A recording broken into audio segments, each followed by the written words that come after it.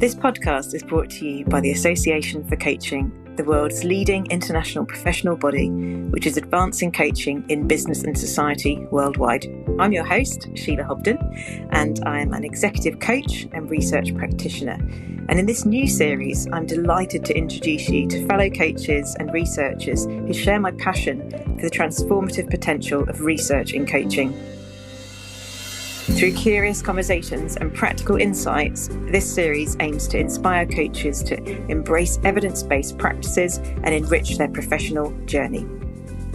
Welcome. Hello to this next edition of the Research in Coaching podcast. And today I'm really excited because I'm joined by Beth Clare McManus. Hello, Beth Clare. Hi, Sheila. How are you doing? Good.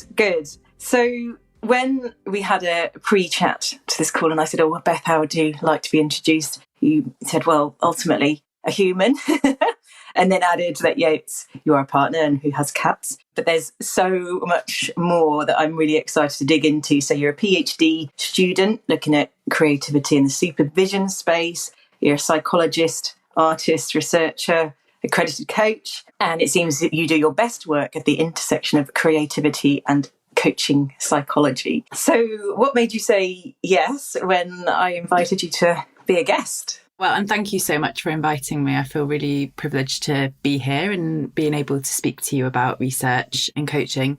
I suppose my relationship to research is still quite young, although I have a few degrees, which always makes me feel quite embarrassed to talk about because it feels very egotistical. I didn't actually have a great relationship with research when I was doing my first master's, which was in organisational psychology. I was working alongside studying and I didn't feel like I had a lot of support. My supervision was always on a Wednesday afternoon, which is when I had a shift at my job. So I kind of didn't have a lot of support. And so a few years ago when I did a master's in positive psychology and coaching psychology, and I had the opportunity to do some research with the aim to getting it published, I kind of really fell in love with it. And as you said, kind of gone on to, I'm currently doing my PhD, but it just felt like a really nice way of acknowledging this really positive, growing, blossoming relationship that I'm having with research, both engaging with other people's, but also being part of that research community. So just felt like a nice point in time to, acknowledge that that's not always been the case and have some time to reflect on it with you.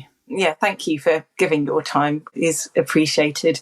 And it's interesting because when I was looking at who to talk to for this series and working with the Association for Coaching, and Maxine said, do you know Beth McManus? And I literally just signed up to one of your webinars around creativity and coaching and the creative mark making with music. And I was really fascinated by just that language around mark making rather than drawing. So I was keen to hear even more from you and obviously to help the listeners understand a bit more. So I think it's an interesting thing to call out. When I was doing my research, I was talking at the University of East London, which is where I did my master's and I'm doing my PhD. I was invited a few weeks ago to talk to some current students about that are kind of just doing their research projects. And it was really, really nice moment actually for me to think about how far I've come in a relatively short space of time. But one of the things that I was talking to them about was kind of terminology. I have a big thing about trying to make coaching more accessible, and my research is kind of an extension of that. I think that there's lots of brilliant people with huge brains writing really impenetrable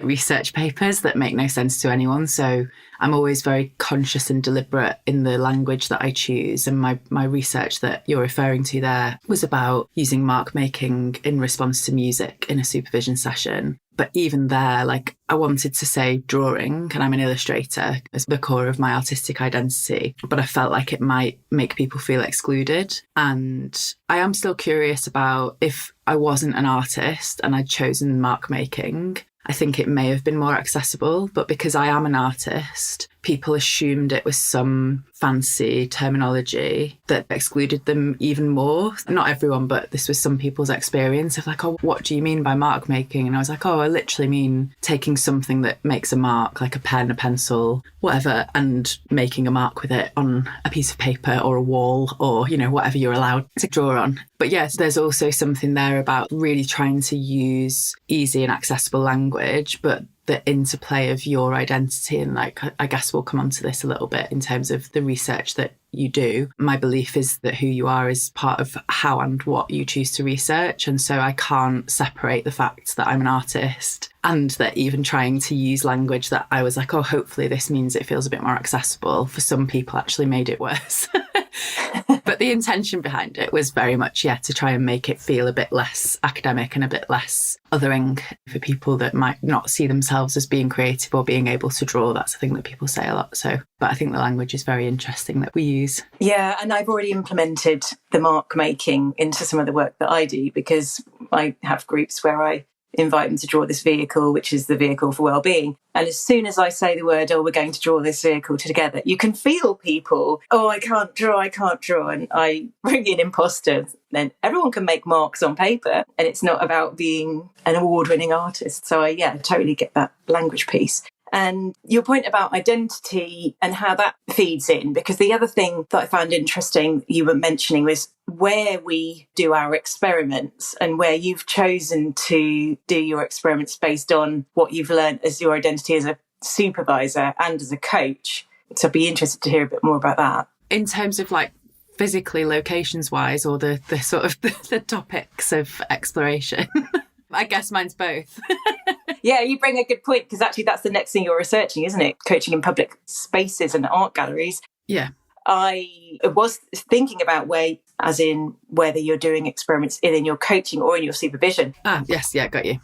But now you've reminded me of the art galleries. We'll definitely come to that. Yeah, this is very personal to me, and I want to be, I guess, explicit here that I'm not the authority on what other people could or should be doing in their practice. I can only speak with certainty about what feels safe and accessible and appropriate for me as a practitioner. But I think when I was doing my master's and I was doing my first piece of research, my original research question was thinking about using mark making to music in coaching. And there was a number of reasons why I shifted the focus into supervision, partly because it meant I could interview both coaches and supervisors and therefore get two professional perspectives on it rather than a professional perspective and a public perspective. But it just felt a little less unwieldy. It felt a bit safer to kind of get three trusted, experienced supervisors to do a thing with people who had already been in supervision before, who had already done reflective practice before. So the kind of the newness was the tool, the creative approach, rather than everything being new potentially. So it didn't originate there. But where I am now is that actually my PhD as well was broadly creativity and coaching, and has now evolved very specifically to arts-based approaches in supervision. And for me,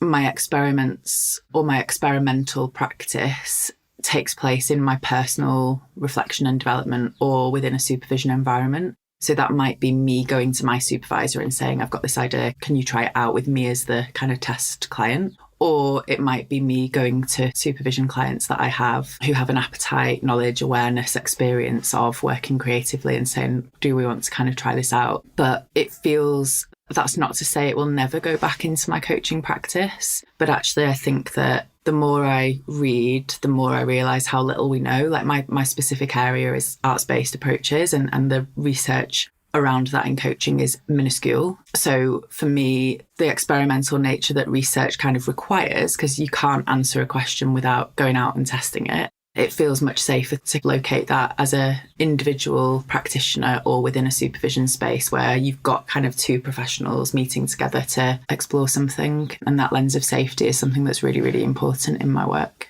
Yeah. And that it's making me think about the ethics of it all, because when we do formalised research, you always need to get some kind of ethical approval, or at least have thought about that and have it documented. So I wonder how that fits into your sort of ethical considerations. Yeah, so I suppose there's a nice link here to talk about the work that I'm doing that you sort of referenced earlier around working in art galleries and other public spaces, because that at this stage is not formalised research. You know, I'm not doing that as part of my PhD.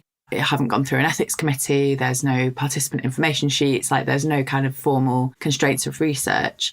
But I had this idea, and I'm not claiming it's a unique idea to think about doing some coaching or reflection in an art gallery. You know, there's lots of amazing work happening in that space, both in and outside of coaching. But I had this idea of how could you find the edge of what's an appropriate and acceptable coaching space. I think during COVID, during the pandemic, there was a lot of people who moved online and were coaching from their homes. And so there was already a bit of momentum around, well, what does a suitable coaching environment look like, feel like? You know, do you have to even be in the same space as the other person? So I guess it's an extension of that curiosity. So my way of approaching that was to put an advert out on LinkedIn to my network saying, you know, I'm looking to do some coaching in art galleries in Manchester, and kind of setting out the terms of engagement. You know, it's on a pro bono basis. It's a one-off 90-minute session. I'm available between these dates. I'm looking for about 6 people. And then I had an exploration call with each of them and then conducted that. I then was approached and invited to write a book chapter, which will be published later on in 2024. And so I did a second round because I thought, well, I've got my case study, if you like, and I've got some reflections from doing that work. But if I'm writing about this and it's going to be put out there, I need to test what did I learn from that first time, and is it the same the second time? So I did a kind of second round. So although it didn't have that formalised ethics process, it didn't have a participant information sheet, as I said,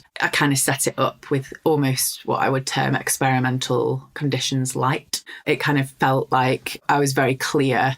And for the second group of people, it was really important to say, like, I've been asked to write a book chapter, and so some of the reflections that I have based on the work that we do might end up in there. I might make a pseudonymized case study out of one of these. So the case study that I've chosen for inclusion in the chapter is from the second batch, because I had explicit consent from those individuals that was okay. I would have felt quite iffy and probably would have just said there isn't going to be a case study had I only been using the people from the first time round, because the intention there was for me to play with the edges of my practice. It wasn't to write a chapter about it. When it became a more formalised thing, I think there are other considerations that come in. So even if you're not doing it in a constrained way, like, you know, within the confines of a university or another process, I think you can still seek to create safety and ethical consideration for the people that you're experimenting with, if there's other people particularly involved. Yeah, thanks for talking me through all of that. And it's making me think about several things. Where to start? One of the themes through the podcast has been, if you're thinking about doing some research, to know why you're doing it, but also like where you want it to go. So your point about initially it was around getting to the edge of your coaching practice, but then it became about writing a book chapter. And so there are 2 different reasons for conducting a similar piece of research, which I find quite interesting if people are thinking about why might I want to do some research and where might it go. I think it's just really useful to hear that you're doing it for different reasons. And the other thing I was wondering about is how your experience of doing formalised research through the PhD versus doing some research to get to your edge. What thoughts have you got on that?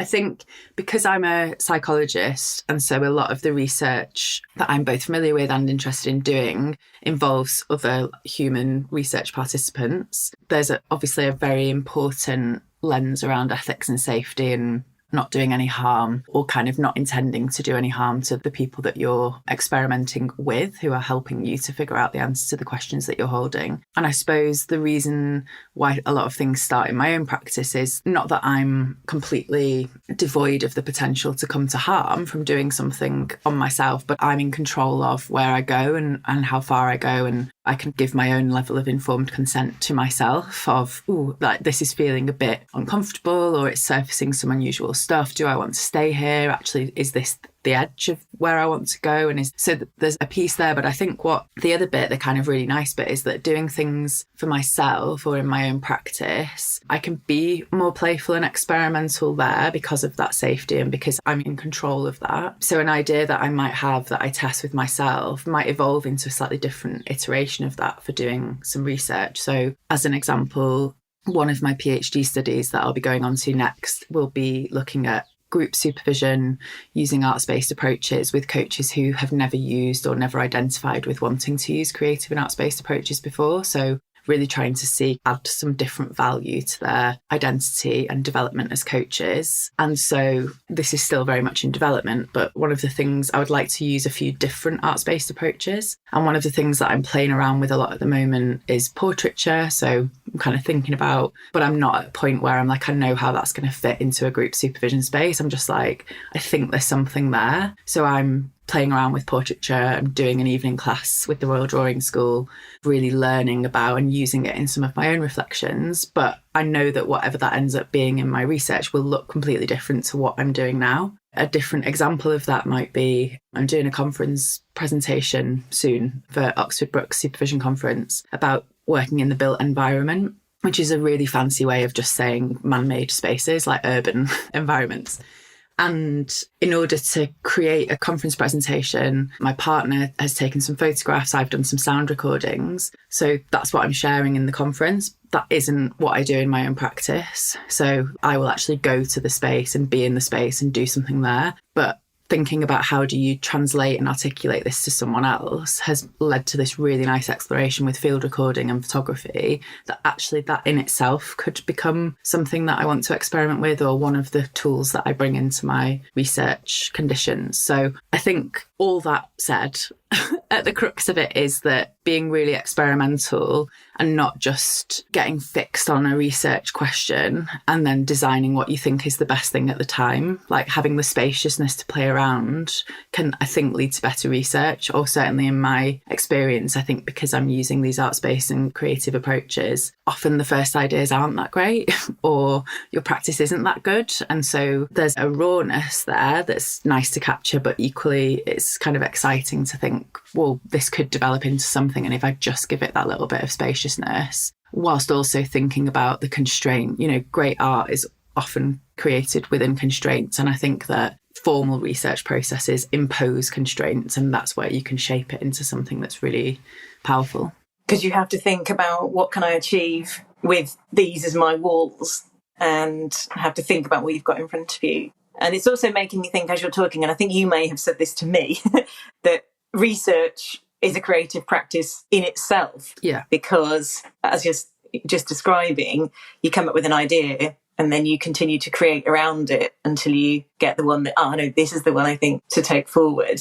And there was something else in there that you were saying. One thing it reminded me of was I came across, I think it was the ICF creative coaching competition a while ago, and there was someone in there who was a photographer and a coach and was taking people's portraits and then coaching around the portraits that had been taken in the different settings. So there's just so many different ways to build it in. And exactly as you say, so much we don't yet know about creativity. And the other thing I think you talked about, which kind of feels like it links in, is this emergent thinking, in that we might think what we think right now in this conversation, but as we learn more, tomorrow our view might change. Yeah, and I think when we met the other day, I think I was saying to you that thank you for the opportunity actually to almost put this disclaimer out there that, like, I would really hate someone to listen to something that I said today or read something that I wrote a year ago and to just think that that's the absolute truth of who I am and what I think, because I would hope that throughout my life I will continue to learn and to increase my knowledge. And I'm very curious, but I'm also quite a critical person. So, I really like to interrogate things deeply.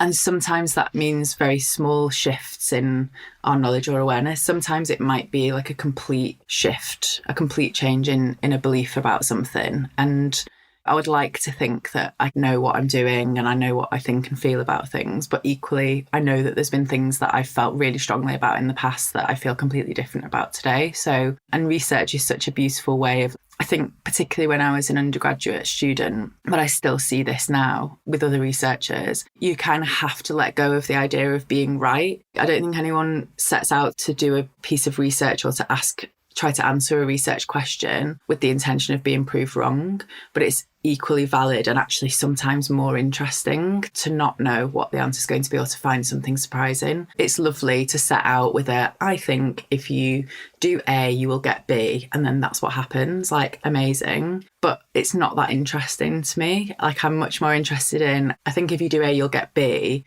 And I did find that, but I also found C, and like, what is that about? And almost there's this whole new avenue of stuff that would never have occurred to you had you not done the piece of research or asked the question, that you can then get into. And I think that for me, it's almost like a mirror of that piece of my perception that research is a creative practice, because I think that you're trying to generate new knowledge or affirm existing knowledge, but in a novel way. But I also think it has all of that potential for just stuff that would never cross your mind in a million years if you weren't asking the question. And almost like you're looking under the rock and then you're like, oh wait, there's another rock there that you would never see otherwise. So I do think that there's something about not getting sucked into thinking, well, I'm a researcher and everything that I've ever researched just found exactly what I knew it was going to find. I just had to prove it and now I'm right. Like, I don't want to be right. I want to be curious. Yeah. And that is in the nature of the coach as well, isn't it? That curiosity. What more is there under this rock, under the next rock?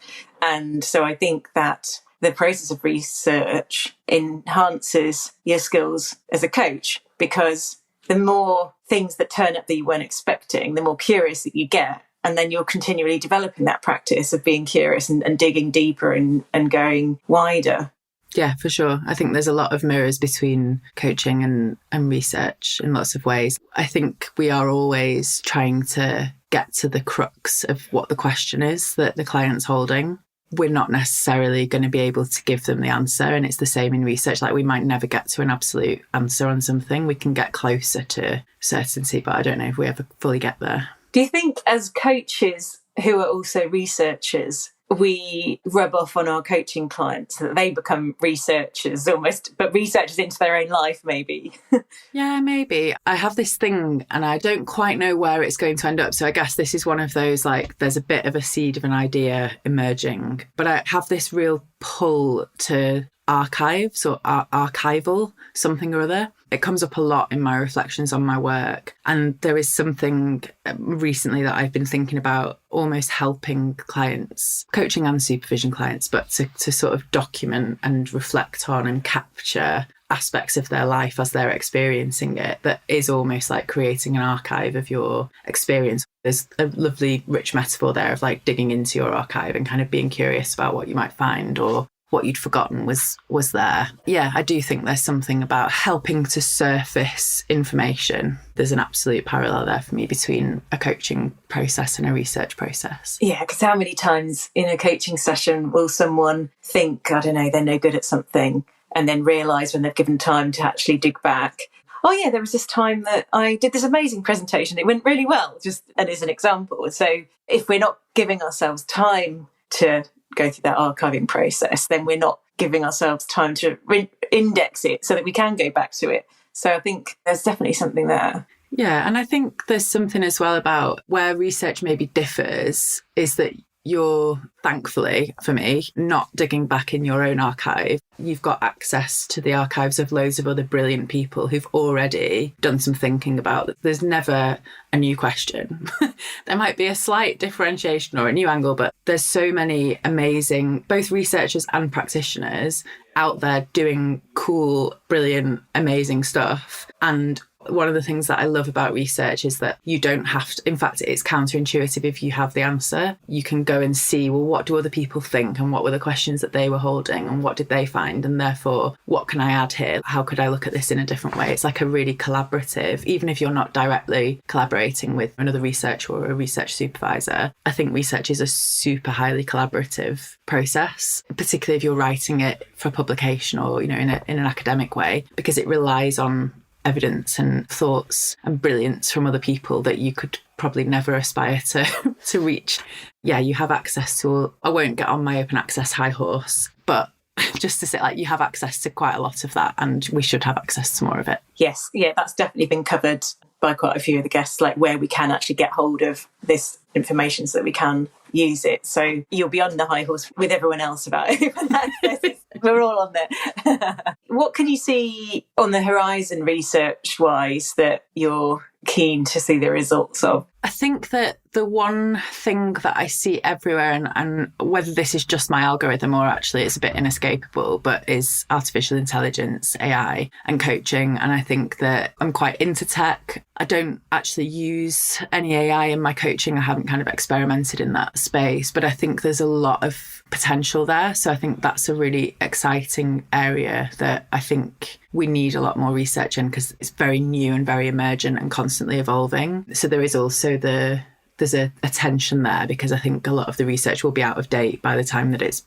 written, let alone published, and publishing can take a really long time. But I think it would be good to have some more things written in that space. And then obviously banging my own drum, I wouldn't have signed up to do a PhD if I didn't think there was a need for research around arts-based approaches, because there's a lot of, I use the word tension a lot. I think there is a tension between wanting people to be experimental and play with, whether it's arts-based, AI, whatever. We can't find the edge of practice without sometimes going past it. And I think research is a safer way sometimes to explore where that edge is. But yeah, there's a fine line, because the research we have is very, very small, very scant, and borrows a lot from the therapeutic space. But I think that about coaching more broadly, that's just a bit of a boring answer though, isn't it? Like, I think we should just have more research that's grounded in and founded in coaching, rather than adapting therapeutic or other dialogic mediums. I think that would be really good to see in the next sort of 10, 15 years. And I think it is happening. But even with the research that I've published, most of my literature review was not coaching based, because there wasn't any research there. It would be really nice to be able to write an article that all of the research within it comes from coaching.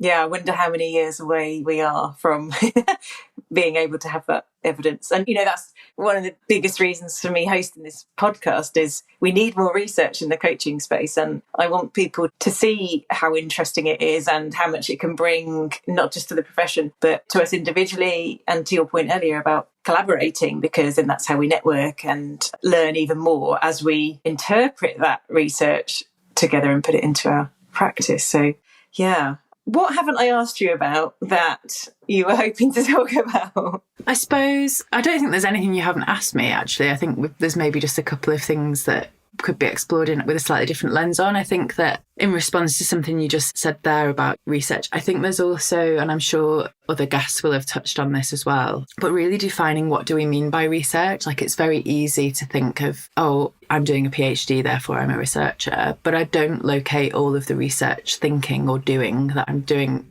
as within that formalised space. I would say that the work that I've done in art galleries is quite informal. The stuff that I've been doing around the built environment at this stage is very informal. And I say that it feels a bit ironic because I'm about to present it at a conference, which feels very formalised. But actually, I was reflecting the other day as I was pulling my slides together, all of this is just stuff that I've thought about and had a little play around with. Like, none of it is sanctioned by anyone. Nobody else has seen it and said, oh, this is brilliant or this is rubbish or whatever. Like, it is just a collection of things that I'm like, oh, here's some stuff that I'm playing around with. And I think that whether it's at a conference or other mediums of sharing are available, I think there's something about really encouraging people to think about informal ways that they could be curious about their work. So if you are noticing a pattern in the client work that you do and you're like, oh, I'm really curious, like, what's causing that outcome or what's causing that response? Is it the way I'm asking a certain question? Is it about the way that I contract? Like, almost formalizing that a little bit can still help. I would still count that as research, but I think the important thing is then to share what you're finding or share the questions that you're holding. For me, I always look for opportunities like this to talk about my work, and it's not about promoting myself or promoting the work that I'm doing. It's about trying to support other people to understand that I didn't grow up thinking I was going to be a researcher. I didn't grow up thinking I was going to be a psychologist. I wouldn't say it's accidental. I made an intentional attempt at getting here, but equally, these were not words that I identified with 10 years ago. 5 years ago, I wouldn't have said I was a researcher. So it's really about trying to get people to think about the role they could play in kind of furthering knowledge. And for me, it's a very, very small drop in the ocean. But the idea that I could have an idea and put it out there, and then someone brilliant could hear that idea and it could set something in motion for them to go and do something completely amazing. Just the potential of that is enough. I don't even necessarily need it to happen in my lifetime or to know about it. I mean, that would be amazing. But the idea that you could just be a bit generous in terms of sharing your thinking, even if it feels a bit oxymoronic to say, well, you might be generous in sharing a bad idea, but someone else might hear the good bit within it and then be able to turn it into something great. Yeah, that feels important to say. Like, I would hate anyone to go away thinking that research only means formalised institutional academic research, and that when I was doing those experiments in art galleries, my intention was not to write a chapter about them. However, I did talk about it. You know, I talked about it on my LinkedIn. I talked about it to other coaches, which is where the chapter kind of came out of. It is important to tell people what you're curious about and what you're doing and what you're thinking about. And then who knows where that might kind of lead for you or someone else. Yeah, thank you for highlighting that. I agree. And as you were talking, I was thinking, actually,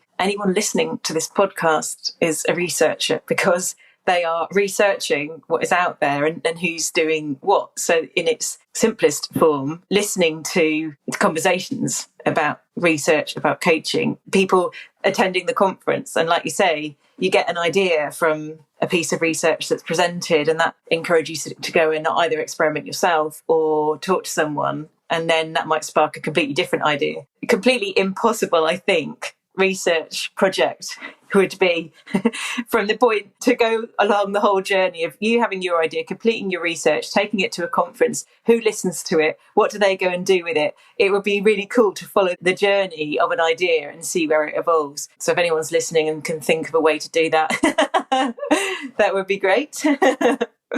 Yeah, and I think there is a bit of risk there, because I think that the other lens that's very, very present in my work is around ethics and safety. And, you know, I've mentioned it a little bit today. It's very hard. I've actually just written a paper that we'll be submitting it tomorrow, I think. So it's not gone through peer review. Don't know if it will be out there. Apologies if it never gets published to your listeners, although I'm sure we'll find a way to put it out there somewhere. But about bringing ethics into the conversation when we're talking about art space and creative approaches. But really the framing there is like anything experimental that we're doing needs to have that consideration of ethics. And I think what can get in the way is that some people just don't find ethics very engaging. They might see it as kind of policing or gatekeeping. There's a difference between experimental practice and safe experimental practice. So having an idea and carrying it out, and having an idea and carrying it out safely, can be a bit different. I think that there's some research that suggests that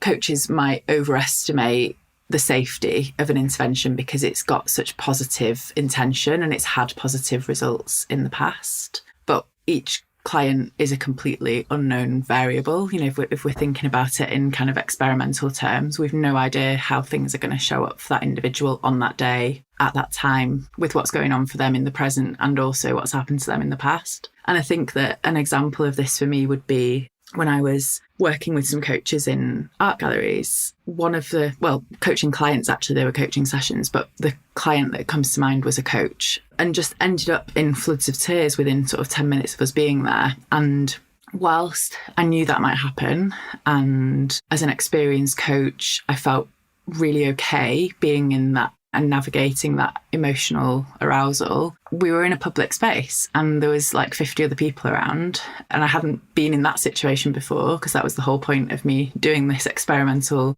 coaching in an art gallery and see how it is. And it was almost like I was really, really relieved. I was really lucky that that happened to someone who's a coach. I think part of being a coach is about heightening our level of knowing of ourselves and our self-awareness. So that individual was able to navigate that with me and to say, like, you know, there was a bit of, I feel really embarrassed and a bit stupid for having this emotional experience, but equally was able to sort of decide and I think make an informed decision about what they were comfortable to stay with and what actually wasn't for that space and wasn't for the work with me. And I think if it hadn't been a coach, it may have been another person who had really good self-awareness and clear boundaries of what was acceptable for them or not. But the responsibility would have been much more on me to try and help them to figure that out in a very dynamic and potentially risky environment. So most of the time when I say to people, I've been doing some coaching in art galleries and I've written this chapter about it, it's like, that just sounds brilliant. That's really exciting. And it is. But also you're in a space where, you know, one of the other sessions that I did, we were sat down on a bench and some people just came and sat with us. And we were in the middle of having quite a private conversation. The person was being quite vulnerable in that moment. So there's lots of unknowns about working in a public space, as you might imagine. I think that there's something about being not just aware of, but almost expecting that those things will happen and having a bit of a plan in place of if this happens. And I talk a bit about it in the case study that I've written for the chapter, but I was really confident that the people I was working with would make the right decision for themselves about what felt safe and what didn't. But I was ultimately still responsible for that throughout. And there was a couple of moments where I either intervened or was very close to intervening. And you're towing a very delicate line there of removing someone's agency in a coaching session. But also the goal of that experiment, if you like, wasn't to prove that coaching in art galleries was amazing. It was to see if it was possible. So if it's not possible, that's also an okay outcome to say it's not safe or it's only safe in these conditions. So, you know, I kind of went into that. Again, it's letting go of being right or knowing what the answer is going to be. It's just testing, what do we know or can we do this? And the answer might be no. I think they are really wise words, not just for people who are working in public spaces, but also for anyone who's considering testing anything out with any of their clients, because it may not work. So it's really important that we're clear that we may not have tested it before and we're inviting an experiment, and you need to agree with people how it's going to be handled if it doesn't work out or if there are unintended consequences. So I think it's really wise, and thank you for building that in, because I think that'll be really helpful for people to just consider how to introduce ideas like that. Beth, it's been absolutely amazing talking with you. And again, I want to just double check we haven't missed anything before we bring it to a close.